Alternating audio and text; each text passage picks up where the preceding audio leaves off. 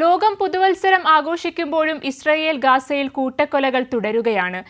Russia Ukraine യുദ്ധവും രൂക്ഷമായി തുടരുന്നു. ഈ വർഷമെങ്കിലും യുദ്ധങ്ങൾക്ക് വിരാമമാകുമോ എന്നാണ് ലോകം പ്രതീക്ഷയോടെ നോക്കുന്നത്. ഗാസയിലെ കുഞ്ഞുങ്ങൾ, യുദ്ധഭൂമിയിലെ കുഞ്ഞുങ്ങളുടെ ശവശരീരങ്ങൾ, രോദനങ്ങൾ, കൂട്ടപ്പലായനങ്ങൾ. പോയ വർഷത്തിൽ ലോകം നടുക്കത്തോടെ ഈ ദൃശ്യങ്ങൾ കണ്ടു. ഇസ്രായേലിൻ്റെ ലക്ഷ്യം ഹമാസ് അല്ല, പലസ്തീൻ ജനതയെ കൂട്ടത്തോടെ കൊന്നൊടുക്കിയും സ്വന്തം മണ്ണിൽ നിന്ന് ആട്ടിയോടിച്ചും ഉന്മൂലനം ചെയ്യുക എന്നതാണ് ആത്യന്തിക ലക്ഷ്യം. അമേരിക്കൻ നിർമ്മിത ആയുധങ്ങൾ സയനിസ്റ്റ് സേന വംശവെറിയോടെ നിരപരാധികൾക്ക് മേൽ വർഷിക്കുമ്പോൾ ലോകത്തുയരുന്നത് പ്രതിഷേധങ്ങൾ മാത്രം. ചെറുത്തുനിൽപ്പിൻ്റെ കോട്ടകൾ കെട്ടാൻ ആരുമില്ല. ഐക്യരാഷ്ട്ര സംഘടന വെറും മൂകസാക്ഷി.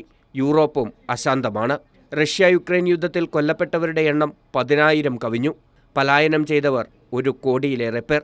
യുദ്ധത്തിൽ മുന്നേറുന്നത് റഷ്യയോ യുക്രൈനോ അല്ല, അമേരിക്കൻ ആയുധ കമ്പനികളാണ്. ലോകത്തെ കൈപ്പിടിയിലൊതുക്കാനുള്ള അമേരിക്കൻ തന്ത്രങ്ങളുടെ പ്രത്യാഘാതങ്ങളാണ് ഗാസയിലും യുക്രൈനിലും കാണുന്നത്. News desk, Kairali news.